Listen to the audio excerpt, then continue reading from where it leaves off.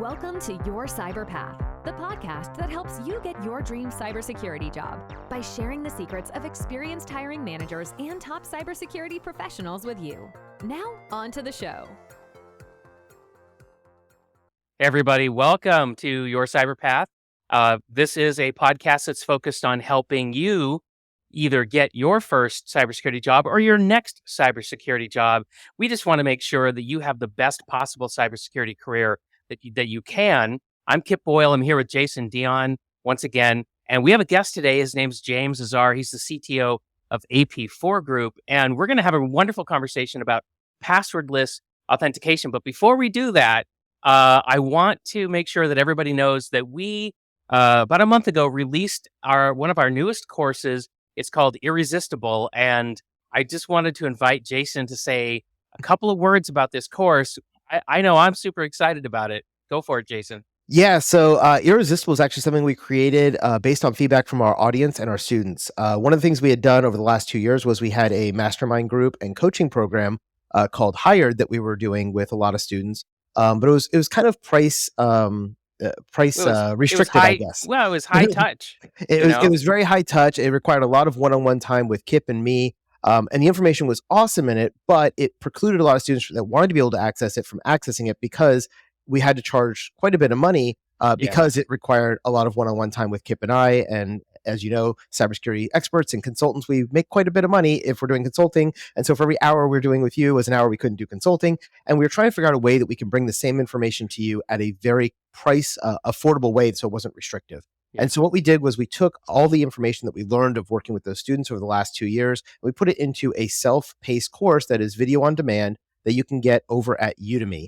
You can find that at diontraining.com/Udemy to get the link there. Or if you go to yourcyberpath.com/irresistible, you can also get a direct link there that'll take you over there. The course sells anywhere usually from $10 to $20 on sale on Udemy. So it's a really low cost way for you to get this information. And as we go through that, we talk all about resumes, negotiations, hiring, firing, applicant tracking systems, certifications and degrees, and all that stuff. It's about a 6-hour course that really dives deep. And if you follow along with the course, you'll be able to write your resume the way you need to. You'll be able to find jobs the way you need to, and you'll be able to get through this hiring process. And the reason it's called Irresistible is because we want to make you irresistible to cybersecurity hiring managers. Yep. And so if you were bummed out that you couldn't get hired before because we had a very limited number of students who were allowed to go through because it was a high touch program, or it was too expensive before, this is something you definitely want to check out. It will really help you. And as a listener to the podcast, it really goes in depth in a lot of the things that we cover through the podcast in a very formalized way, as opposed to having to go through 100 episodes of our podcast at an hour each. You're able to go through this course in about 6 hours that is very tailored, very actionable, and walks you exactly through what you need to do to write your resume, do your interviews, and do your negotiations. And what we found over those 2 years when we were working one-on-one with so many people is that, there's a lot of people who are trying to break into cybersecurity, of course. And we've got lots of information to help you, whether you're freshly graduated or whether you've been working 5 or 10 years in a different career and now you want to cross over. But it's also good for people who've been in the career field. Let's say you've been in for 10 years, you've been working in the same place, and all of a sudden you got victimized by a layoff, or you just you're tired of this place, you need to go someplace else. You haven't been doing job search for a decade, and everything's changed. So you need to get caught up. Otherwise, you're going to struggle, and you're going to be this massively talented, highly experienced person who gets frustrated because you can't land a job because you don't understand how to be irresistible today. And so that'll help. So this course will help you as well. So there you go. Yeah. So we hope you try it, and we'd love to hear your feedback about it. Please tell us what you think. And okay. Thank you. I just wanted to talk about that for a moment. So we've got a wonderful guest here today, James Azar. Hi, James. How you doing? Doing well. Thanks for being here. I'm tempted to go take the class now. I may want to also be irresistible. We'll get you access. Don't worry, James. We got you covered. and if you're a hiring manager and you want to know how to better find people in your hiring queue, you should take the course as well, right? Because that'll help kind of tune your sensors as to who you should be looking for. Anyway, so James, here's my unknown secret. I may post a job, but I typically look for recommendations.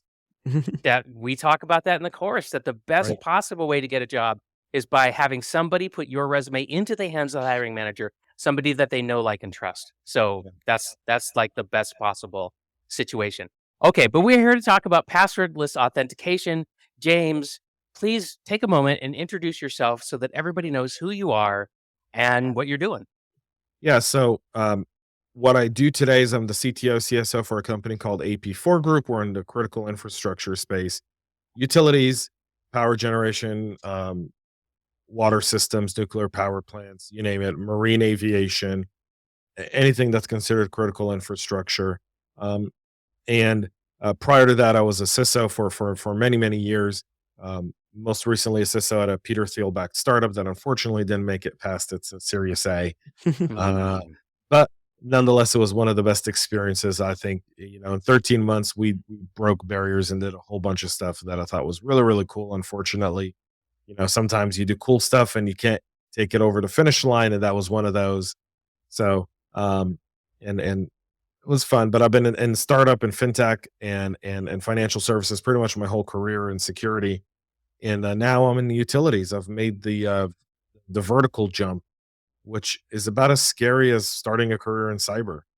Uh, right? Uh, It's a completely different world, isn't it? Being over in the utilities. here's the thing: it's easier to defend money than it is power, and I don't think Mm. people understand that. I love the way you Right? said that.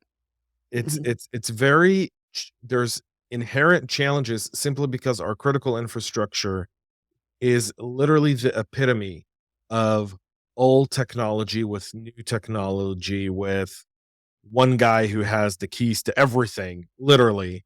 And then how disjointed and organizationally dysfunctional the power industry really is. Mm. Right. So the government, in their attempt to, because we all know that regulation stops security breaches, right? You guys got that memo, right? Oh yeah, you So write a policy and it totally solves everything. one government policy solves all of the problems. You guys all must do security. That's it. We should never have another breach in the history of all things Yeah. mankind because I don't, government solves all of our problems. I don't even know So, where my paychecks come from. It's so easy. so government has made it so that power companies, simply because they're predominantly a monopoly, right? Hmm. They're regional players, right? That provide electricity. The cost, the barrier to entry is very expensive. Yep. The landscape. So the power generator is a separate company from the power transporter, which is a separate company from the power delivery, which is a separate company, Mm. and they're not allowed to interact. Only on the regulation even dictates how and what they're allowed to interact on. Wow. So what we've done is we've made it so complex for these people to do business, and that's not on them. They don't want to be disjointed. They don't want to be this way, but you know, people look for government to solve problems. That's what you get. Interesting. Well, we could do a whole episode just on this, of course, and maybe we should. But today we're here to talk about passwordless authentication. So we are.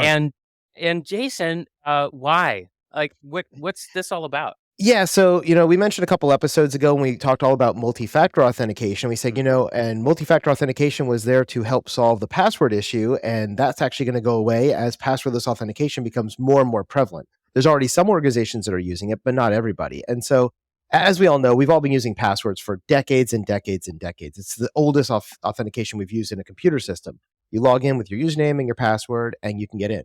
The problem is, it's just one factor. And so if somebody can steal your password or crack your password, they're able to break into your systems, right? And so that becomes the problem. And we've seen estimates from Microsoft that almost 80% of the security breaches are due to weak passwords. That's how most people are breaking in. And so we know there needs to be a better solution. The stopgap was to use these password managers with these long, complex, 20-character passwords, uppercase, lowercase, special characters, etc. And then we move into multi-factor, which gives you now two factors, such as a one-time text code plus your password. But that's still not good enough. And really, at the end of the day, we want to be able to get rid of passwords completely, because when we do, that's going to give us a much, much more secure system instead of having all these legacy systems that we're still supporting. And so that's really what we're focused on in this episode is, what is passwordless authentication today look like, and what it's going to look like over the next 2 to 3 years, because there is huge movements in this space.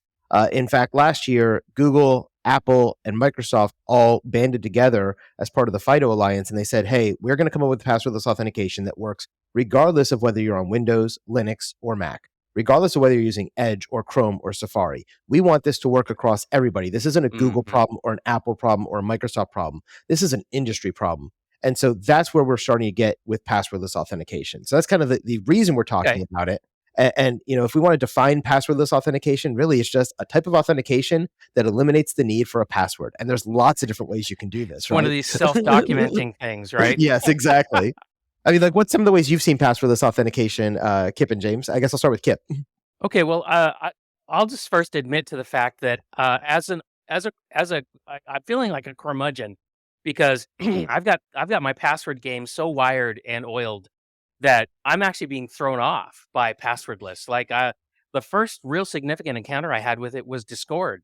So and I swear to God, I must have like fumbled my authentication attempts, my passwordless authentication attempts, probably like 6 times in a row because it was a completely different paradigm and I didn't know what the hell they were trying to do. I'm like, let me just put my password in, would you please? And it was just mayhem on my desktop trying to figure it out. So my introduction to this was not good. And and I'm just like, damn it, I've got this all figured out. And now you want to actually for me, you're actually adding friction into my workflow because I've got to either scan a QR code or I've got to retrieve an OTP out of a text message or an email, and that slows me down. So I'm not a big fan right now. Maybe somebody will change my mind, but that's where I'm at. What about you, James? Yeah, so for me, it was probably about 4 years ago when I started using StreamYard. StreamYard doesn't use passwords; they use do they do the magic link where they send you the one-time login link to your email? It's one-time code to your email. Yeah, right. Now, most users never log out of StreamYard. Now, that's a whole other issue, right? So, I've done that. I've implemented a passwordless solution in my last position as the CISO over at Glorify. We launched our application fully passwordless, and so, I fought the internal battle where marketing people were like, people want to create passwords. To the day we launched, where customers were sending messages, right, going like, how come I can't use it? I'm not going to give you my biometric data. And we're like, all right, we've got to put some, FAQs out there around what passwordless really means for people and why it's probably a lot more secure than whatever password you come up with. And Jason, just to kind of go back to your passwords were used back in Prohibition, right? When you wanted to go to a bar, speakeasies during Prohibition and speakeasies, you had to say a password. So if you knew the password was pineapples and you said pineapples, you'd get in. Right. Yeah, that's a great point. I mean, passwords aren't a technology thing. We've been using them for centuries, right? I mean, they've used that as, knock, knock, knock. What's the secret code to get into the castle, right? Who goes there? Exactly, right? It's I, Jason. Yeah. If you ever were in Scouts and you went on a camping trip and you had to do a midnight duty, right? You had a password. That's how you recognize if someone was a friend or an enemy, right? I mean, passwords have been around forever. Somehow we've translated it onto the internet, and somehow we think that's the right solution for the internet and for user access. But I think we're in a different world. And yeah, you both brought up good points on some examples of passwordless, right? Kip was talking about QR codes. So, for example, if you use WhatsApp and you want to use it on your desktop, when you log into WhatsApp.com and you try to log in, it says, well, pull out your phone, go into your WhatsApp on your phone, scan this QR code, and that's what logs you into the web version on your computer. So that's one way of doing passwordless.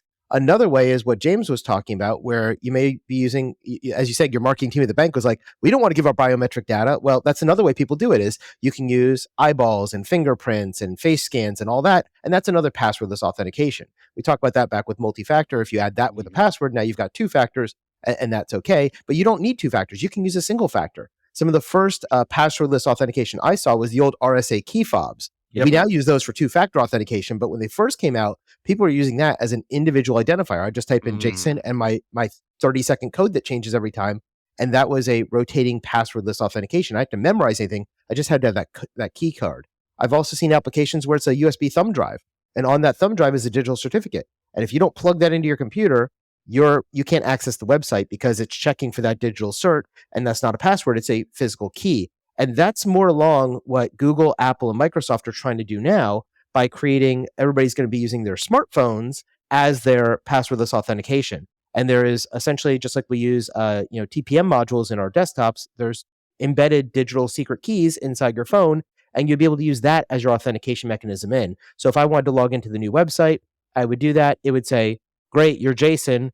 Go pick up your smart device you've registered with the site and use your face scan or your fingerprint or your PIN number or whatever it is you normally do to log into your phone. But the phone itself is the key, not the biometrics you're using to validate the phone. And that's really the way they're moving with this new passwordless authentication as we start moving forward. The other one I've seen a lot is magic links, is what they call it, where I use that on my old website at one point. If you wanted to be able to see log this, in, but James is like, oh, no, yeah, well, because I think we're talking about all these different solutions. Yep. But we're missing the elephant in the room. Yep. Go ahead, So James. the elephant in the room is user experience. Yes. Like Kip said, you're throwing me off my game. You're creating friction in the way I interact, and I'm used to interact with technology. And so when you think of passwordless authentication, you've brought up a bunch of methods, but let's be very, very honest, right? If I told you how many organizations today, and Kip, you're a CISO, and Jason, you've been in leadership positions, you know this. Oh yeah. What's one of the first things we do on all corporate laptops? Disable USB ports. Yep. Right.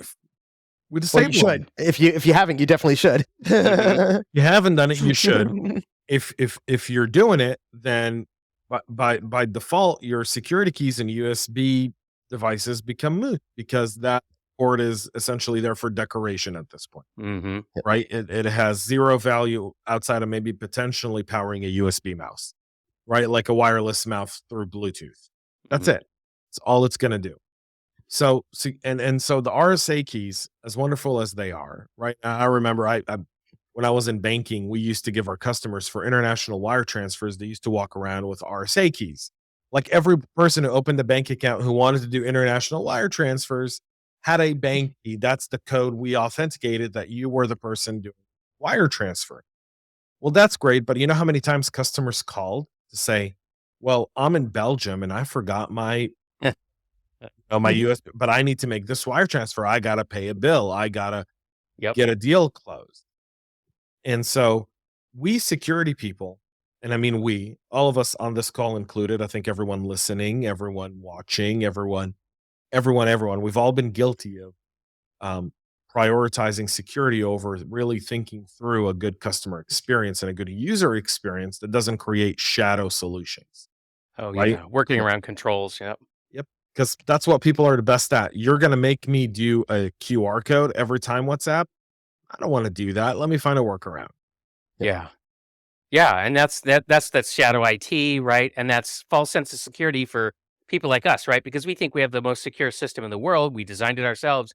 We have no idea that everybody's working around our secure system and getting things done on other systems that would curl our hair if we knew what was really going on out there, and we've done it to ourselves. Well, there's two parts of that as well that I see. So, WhatsApp is a great example with the QR code.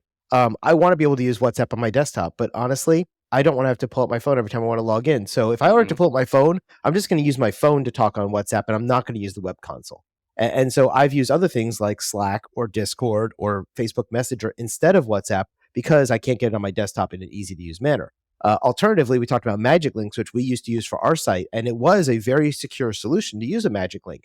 The problem is I just offloaded the security from my own system to somebody else's because, Kip, if you sign up for my site with, kip@gmail.com and I use that and I send you the link to your Gmail, well, that's fine. But if you have a crappy password on Gmail or somebody hacks your Gmail account, they now have access to my site too. And so, you're now trusting that email as a secure source. And we all know email is not that secure. Because they're relying on usernames and passwords just like we were, right? And so, when we talk about most personal emails don't have MFA. Exactly, right? And so when we talk about that stuff, it's like, yeah, magic link's great as long as the email's secure, but if the email's not secure, then the magic link's no longer secure either, right? And I see a lot of people with, you mentioned earlier, Kip, the MFA two-factor, by the code goes to your email. Again, that's really the weakest link right now. And if you don't protect your personal email or your corporate email, then all these two-factor authentications that are sending things through a Google Voice text number or an email number for authentication are all no longer multi-factor because they're still just protected by username and password. So when you think of MFA, and I know you guys did an episode on MFA, right? Hacking MFA, SMS, not just, I don't want to talk about hacking MFA. I just want to say how you implement MFA matters just as much as what kind of MFA you choose. Yep. Right. And in case you're a T-Mobile customer and you've been part of the 727 breaches they've had in the last 5 years, right? I actually am. So you're talking to me. Right. So SIM swapping attacks have been a catalyst. That's what they hacked T-Mobile for SIM swapping accounts. Yep. Right. And so I know your email because we know how threat actors operate. It's not a guy in the basement wearing a hoodie. It's an organization where people walk into an office Yeah. somewhere in Eastern Europe or Mhm. Asia or even in the United States and Latin America. And they go into the office. They've got a team that's saying, we've got all these usernames, all these passwords. We've validated that these work. Now go get whatever MFA they're using. Oh, they're using T-Mobile. Great. Let's try to do a SIM swap attack on T-Mobile. Now we've got access. Now we've got persistence. Now we're moving laterally in your network. And, the rest is a headline on, my podcast or yours with the story of don't be these guys. Right. So the idea that, one factor or two factor or three factors, it's about implementation. And when you talk about passwordless authentication, implementation is key. Yep. Right. So tell us some more about that, James. Because I don't have any experience implementing a passwordless system. Yeah. You do. I would Yeah. love to hear more from you about, what exactly in the implementation is so crucial to get correct. So there's a lot of passwordless kind of new age identity solutions for this kind of stuff. They call them buzzwords that should raise everyone's ears red, is like zero trust or, no passwords needed and whatnot. Well, that's all great. Some of them are just a passwordless solution that ties into your Active Directory. So if you're whatever Active Directory you're using, and some companies have their own internal Active Directory and they're just integrating a passwordless solution to replace the password field. Well, if you've got inherent challenges with how you manage user data, then that implementation predominantly done through APIs is just going to be a colossal failure because you're really not defending tokens. And at the end of the day, no matter what you're using in passwordless, all that's being generated is an identity token that's being used across all the different platforms that you're using it to access. So in a business setting, right, if you're doing it for employees and let's say you're doing it on a single sign-on type of solution and drop names for the sake of, we don't want to seem like we're endorsing anyone. Right. You go through a single sign-on process. Well, that token now is essentially the signature to get you into every single application. Right. So bad implementation, I can get that token and take it out. So for us, when we were shopping, looking, and architecting our passwordless solution, we knew we weren't going to build an internal Active Directory. We knew we were going outside to an Active Directory. Now, at the time, this was 2021. So at the time, right, no one had an Active Directory with passwordless. So you had to go find an Active Directory partner. Then you had to go out and build an integration to passwordless. Today, we're in May of 2023. That's a very, very different one. Those have all come together. Now, the implementation is critical when it comes to user availability. So we opted at Glorify at the time. We opted to use device-based authentication. So we knew that 95% of our users were all coming from mobile. We said, we're going to just require everyone to download our app and set up their account through our mobile app. You weren't going to be able to open an account on our web app. Right. So kind of taking the WhatsApp QR code type of example. We just weren't going to allow it at the very beginning. And the reason for it was because technology wasn't there yet. Technology wasn't there. The cost to get it to work on a laptop and then back to mobile was more inconvenient than convenient for the user. And we cared a lot about user testing. So we cared a lot about user feedback. So as we were implementing this in every step of the way, we actually did A/B user testing and not internal. We actually went external. We brought in a control group of our target customers. We sat them down. We put the test app on their phones and we had them go through it and we watched and we commented and we went through that. to the credit of the Glorify leadership team at the time, I mean, we're bankrupt now. They don't exist anymore. Oh, But some would argue that you guys doing this testing could have led to that. I would beg to differ. I think it's why we had unbelievable success in the short time we were alive. But nonetheless, we did user testing and users reacted well to it. Now, implementing it and kind of taking it from a perspective of how do you get it across multiple platforms, and then how do you get it across all your different backend solution providers that are trying to pull the identity of a customer to present the information that customer needs to see. That's challenge number 2. So you've got the kind of Active Directory to passwordless challenge, which today is predominantly solved because almost every single vendor in this space realizes they've got to have an Active Directory solution. Our second challenge was, all right, I've got 7 different vendors that support my banking operations. And every single one gives me a different piece of data that come together provides a dashboard for my customer. ACH is a different provider from your account balance, which is very different from the list of all your transactions. All of those are very different. They come from different sources.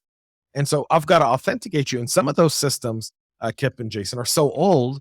They're like, well, we use SAML 2.0 and your technology is OIDC. So now you're literally trying to build bridges to complement all tech to the new tech. Yeah, you basically have to create all the middleware to be able to do the translations. right. And that's what we did. We had to create a bunch of middleware, and then we had to pen test it. We had to run it through extensive testing, regression testing, load balance testing, because you got to make sure it can handle traffic. What happens when 100,000 people want to go in and do X and simultaneously for whatever reason? Yeah. Well, I think the other problem, you guys chose to use the mobile phone as the device, and I hear that's exactly what Google and Apple and Microsoft are leaning towards. Is this is the answer to everything? It will let you log into everything. Well, the one challenge, and you talked about knowing your users, is I came from the government space, and I worked in a lot of places that these are not allowed in the building. I had to leave this in the car.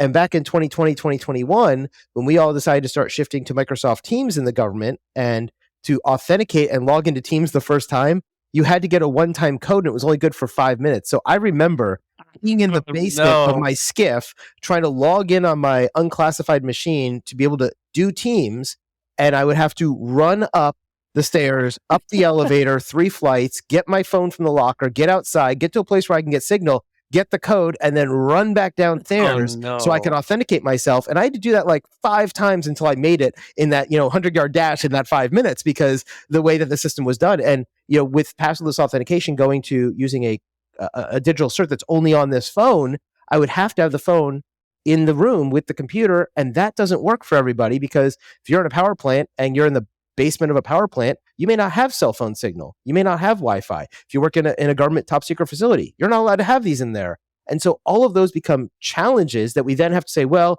we're still going to support passwords for those folks, or we're going to have this other physical key that gets a satellite. You're going to have the RSA key. But that doesn't even work. In some places, it won't work if you're in a basement, right? Because it's not getting the signal with the GPS satellite to make sure it's on time and all those things. So these are all implementations that, like, you're right. For your users, like 90% of our users are mobile. Great. And if you're only going to support mobile users, well, you just told the other 10%, we don't want your business, right? Or you're going to find a way, right? So what we did, just to be very clear, what we ended up doing was we launched with the mobile app solution only. Within 2 weeks after we launched, we had the web app ready to go. And our web app was very simple. It was the WhatsApp solution. Yep. Right, Jason? You went in, you put in your email address, you got a QR code. You had to scan it on your phone. It took you to our mobile app, which then authenticated, kicked off the token to the web app, and said, this is Jason trying to log in. Now, we leverage device-based biometrics. And this goes to your Apple, Amazon, Microsoft, Android type of conversation. You had to have some level of security on your device for this to work. Yep. If you had an iPhone and you didn't use anything to log in, you couldn't open an account. That was another challenge we had, right, with user adoption. And some people had old devices where they had a 4-digit passcode, right? Yep. Like if you used an old iPhone 6 or 7, those didn't have the 6-digit; they had the 4-digit one. And then there was the confusion. The confusion around biometrics. So everyone, when you Apple doesn't even know your biometric data as far as we know. And I say that Yep. as far as we know because Apple claims that they don't store any of the biometric data anywhere in their environment. It's stored directly on your phone. When you wipe your phone, the biometric data is wiped as well. There's some truth to that because every time I've gone to DEF CON or Black Hat and we've tried to kind of take advantage of that and we've wiped phones clean and then tried to redo the biometrics, you've always had to redo your biometrics. Mm, So as of right now, I haven't seen anyone break that method or prove Apple wrong. right. So when you're leveraging those biometrics, there's an education with the average consumer or average employee, by the way. You go, well, I don't want to give you my fingerprint. I don't want to give you my facial ID. And you're like, you're not. We're just leveraging that tech in your phone. Yep. It's hard to validate know. that you are. It's But hard people to don't know the it's difference. People don't know yeah, the difference. it's hard to know. It's hard to know. Well, what about YubiKeys or Titan security keys or something like that? A FIDO Alliance, actual, thing that you can either plug in, or if you've done the disabled USB port, maneuver that James recommended, maybe a near field communication or something like that. What did you find with those keys? James, did you consider letting people use those? No, and I'll tell you why. Okay. One, because I always blocked USB ports. Number two, I Yep. wanted no near field technology. When we did a threat assessment around near field technology in a distributed workforce, Uh-huh. or even in customers, when you're talking about access to your bank, Mhm. think of how many people sit at Starbucks.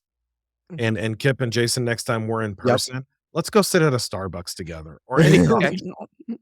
Let's see how many people access their bank account, leave it open, and go grab a muffin and come back. Yep. Most expensive muffin they've ever bought. The other thing, Kip, you had mentioned the YubiKeys and the hardware tokens by Yeah. using the USB thumb drive. The other challenge with that is the cost associated with it, right? Sure. Everybody already has a phone, pretty much. Yep. But if I have to issue one of those smart keys to every customer, that's $1, $2, $3 per thing, right? And that starts adding up, right? And everybody needs two because you need a backup because what if you lose your primary? So- Or, for instance, you and I have a company together, Kip. We both need a key, so that's 2 customers, even though we're one account, and so we just double James's cost, right? And if we're not allowing USBs, then that becomes a problem as well, right? So there's a lot of problems with those USB keys, and the biggest one is distribution, which is why they've gone to these software solutions. I mean, nowadays you can do eSIMs. As soon as I get overseas, I turn on my phone and I can import an eSIM, and I now have local phone service. Because I don't have to go and get that physical chip anymore. And Right. the same thing with the USB drives. So that's why I think a lot of people have moved away from those type of form factors, and they're moving more towards the phone being the solution for everything. What do you think, James? So agreed. I agree with what Jason said. I'll add one thing to it. We talked about the customer. Let's talk internal. Your CEO's on a trip. He forgot his fob. He can't access anything. Yep. So now you're the CISO. You're getting the phone call because it's not help desk isn't getting that call, right? You are. Or they handed it off to you immediately. Right? I've been that You're IT getting director at that 3 in the call. morning getting those calls when the guy's back in America and I'm sitting in Europe and I'm like, yeah, I'm sleeping, buddy. And you're like, our CEO is now in Germany or London in business, and you're in Atlanta or Florida or Chicago going, well, we'll overnight him something. Now, what do you think the first order of business is once he gets back? I want to have a meeting with James. All right, James, come on in. How is this good? How is this going to support our employees? Because now this cost us a ton of money because I had to go issue his account a new one. Yep. Or disable, meaning reduce the security on the CEO's account to allow him to log in without that while he's overseas in an completely uncontrolled environment, right? You don't control the network. You don't control anything. The only thing you control is that endpoint at that device. And so that's why identity matters so much.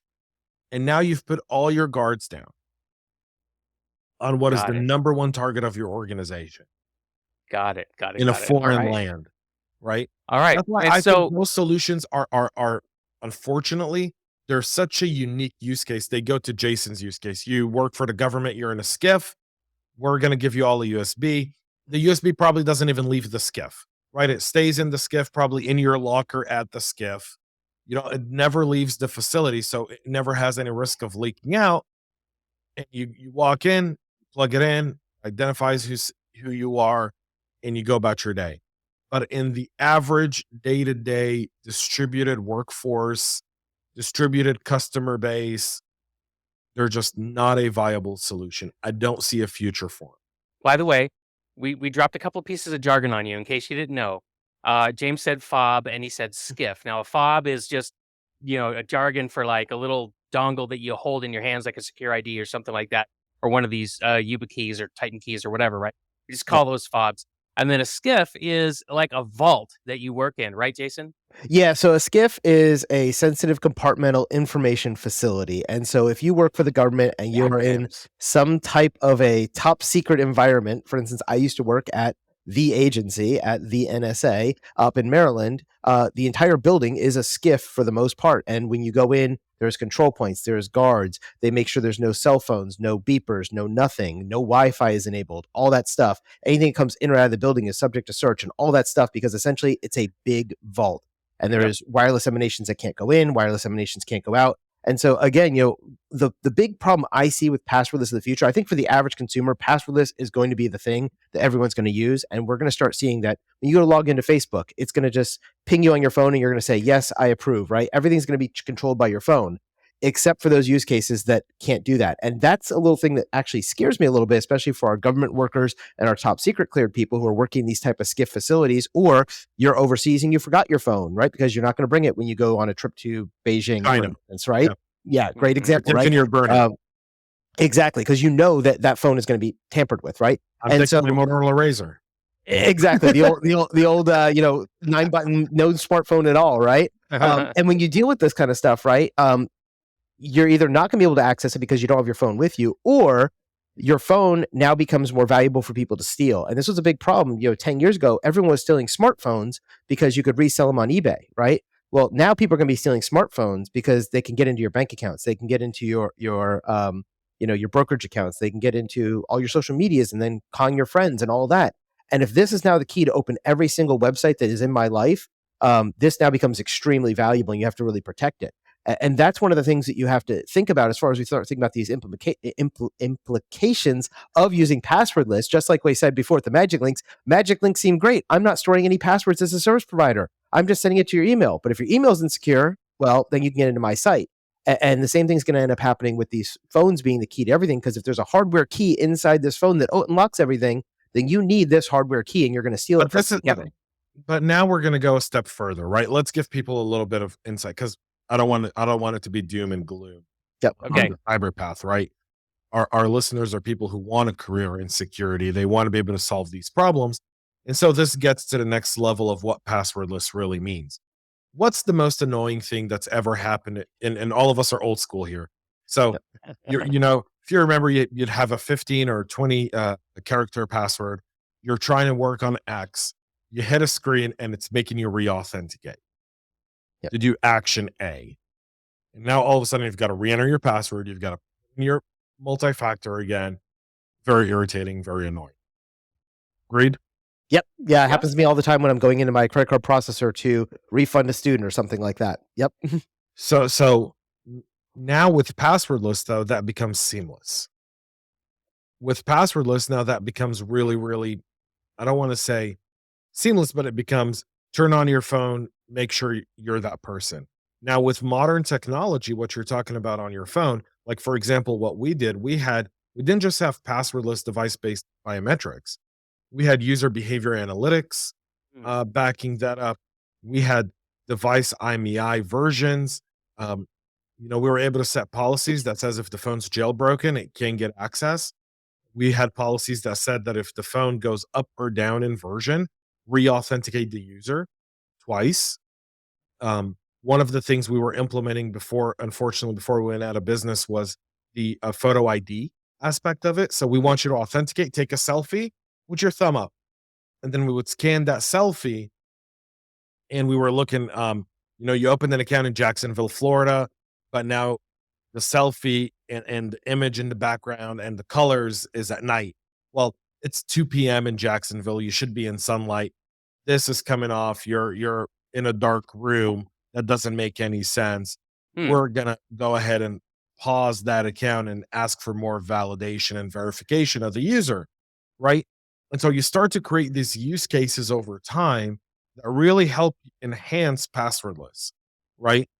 And those are going to be really, really critical to this adoption and to what you're talking about, where your phone becomes your priority. Because if your phone gets stolen, and now I'm not going to say what hand I am, but let's say I'm right-handed, right? Let's just say, for the sake of this example, I'm right or left-handed, doesn't matter. And that's how I hold my phone. User behavior analytics realizes that. They're able to crack my phone, but you're using the other hand. So user behavior analytics should automatically trigger an alert to re-authenticate. Yep. Well, now you're starting to talk about zero trust, I think, right? Aren't we starting to veer into zero trust territory? I hate that word so much. Hey, don't I hate the word, hate it. hate the game. I hate the word. I love the game of zero trust. I love the game of zero trust. I hate the marketing around it. Yep. Well, yeah, I'm not going to let the marketers ruin my ride, though. I mean, I get you.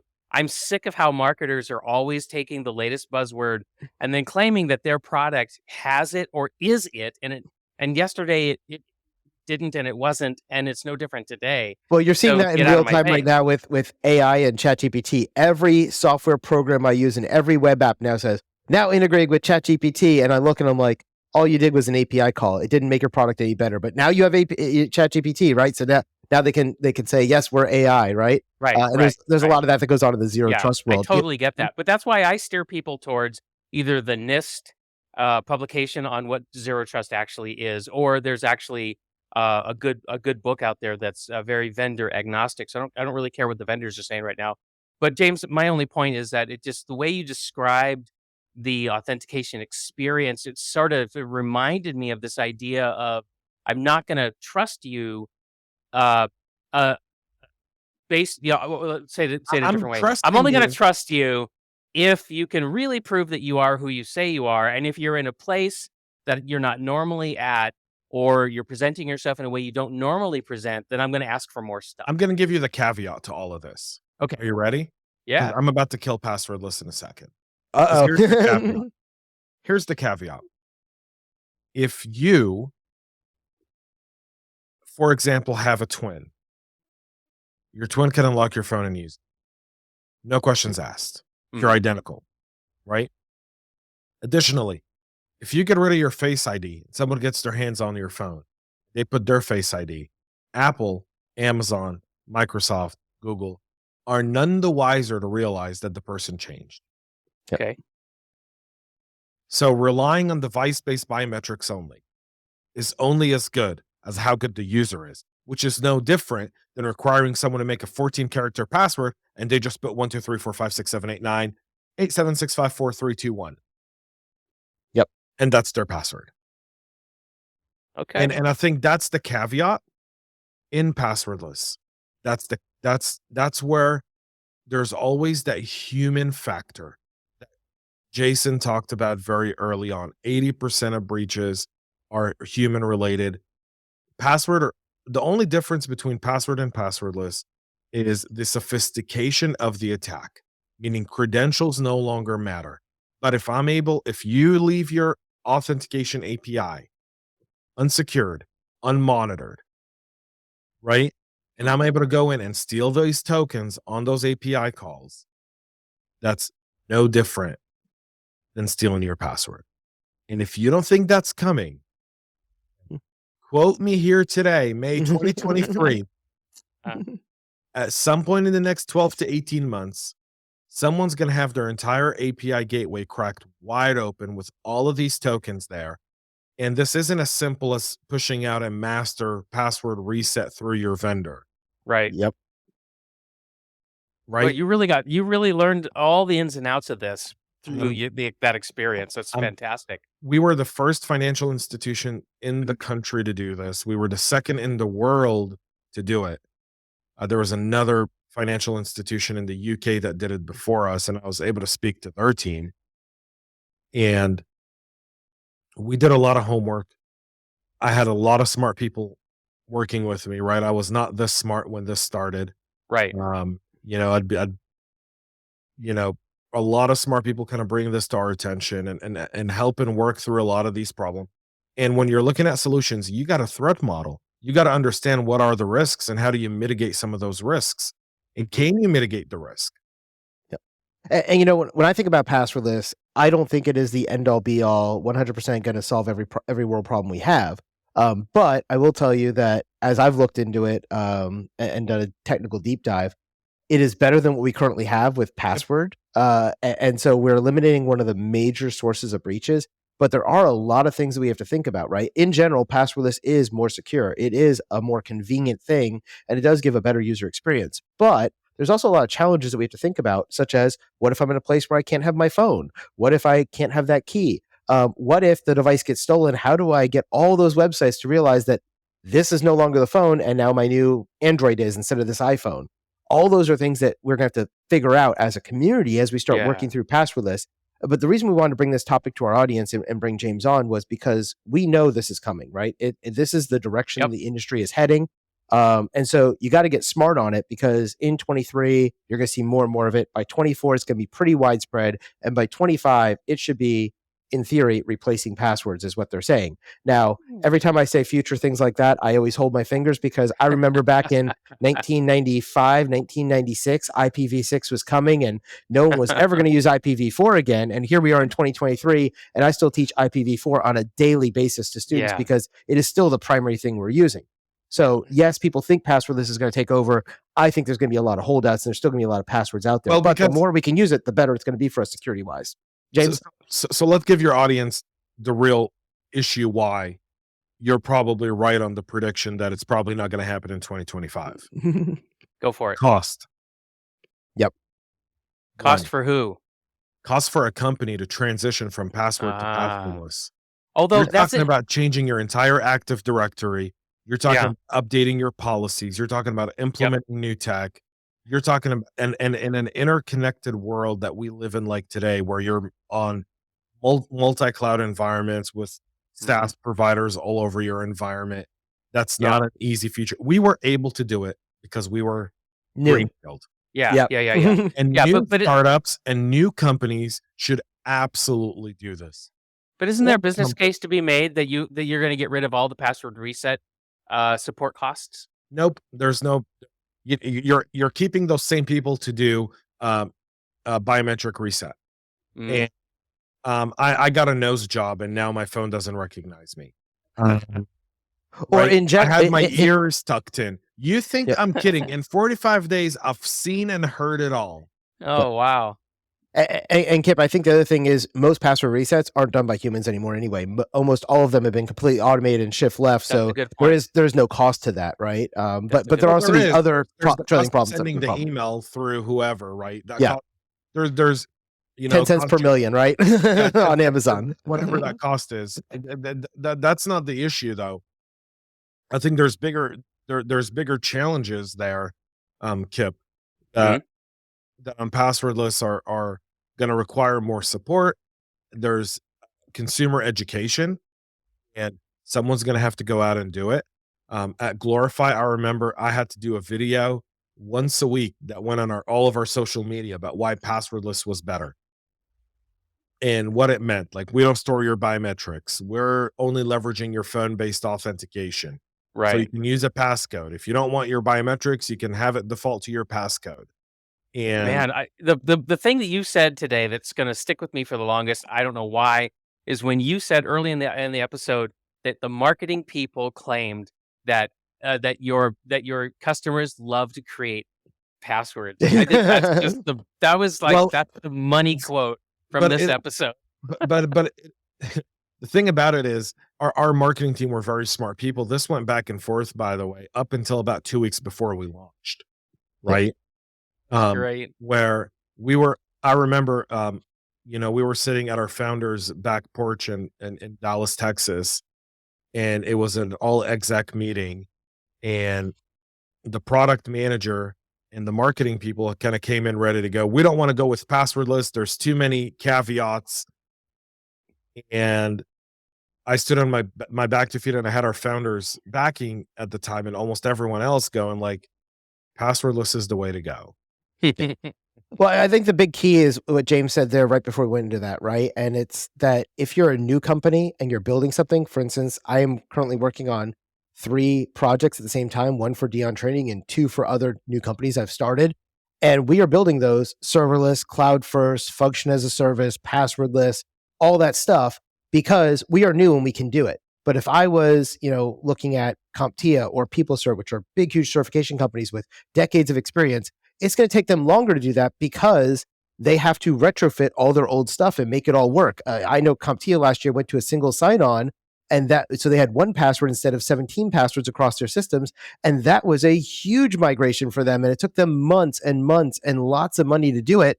And now to try to ask them to move to passwordless this year, it's probably not going to happen, right? They're going to be like, we'll wait 3 or 4 years, get some value out of this SSO before we go passwordless. So I see a lot of bigger companies that are going to drag their feet. And so I don't think 2025, we're all going to be switched over. But I think the younger startups like, Glorify was a young startup of a bank that was trying to break the mold. Mercury is another example of a young startup of a bank that breaks the mold versus a Bank of America that's been around since the 50s, right? And so as we see that, you're going to see a lot of that change. So as we summarize this episode and kind of bring us to a conclusion I'm getting twitchy because we're coming up on an hour, and I don't know how many people have dropped already, but this has been a fantastic conversation, James. Thank you so much for being here. I hope no one dropped. And if you did, we'll find you, we'll hunt you, and we will make you listen to the very end. And we'll take away all your passwords. Yep. So for those of you who are listening, I want to thank you again for sticking with us to the end. And I want to thank James Azar from the Cyber Hub podcast for joining us today to talk all about passwordless authentication from somebody who has done this implementation on the ground in a bank startup, which is a very highly regulated industry. So there's a lot of hoops he had to jump through to really dive into this. If you want to hear more from James, you can always listen to his podcast over at the Cyber Hub podcast, which is cyberhubpodcast.com. We'll have a link in the show notes for you for that, as well as to James's LinkedIn if you want to connect with him there. This was episode 97 here on the Your Cyberpath podcast. As always, you can go to yourcyberpath.com/97 to get all the episode notes and all the links that we mentioned in the episode. So definitely check that out. And when you're at yourcyberpath.com, you can also sign up for the mentor notes, which you'll get every other week from Kip, which gives you great information on the labor market, what things are changing, what things are happening in tech, and things that we don't talk about in the podcast, but it comes out every 2 weeks to be very relevant, very right on the fact of what's happening right then. So definitely sign up for that over at yourcyberpath.com. And other than that, thank you again for listening, and we'll see you next time. Bye, everybody. Bye, everyone. Thanks for having me on, Jason Kip.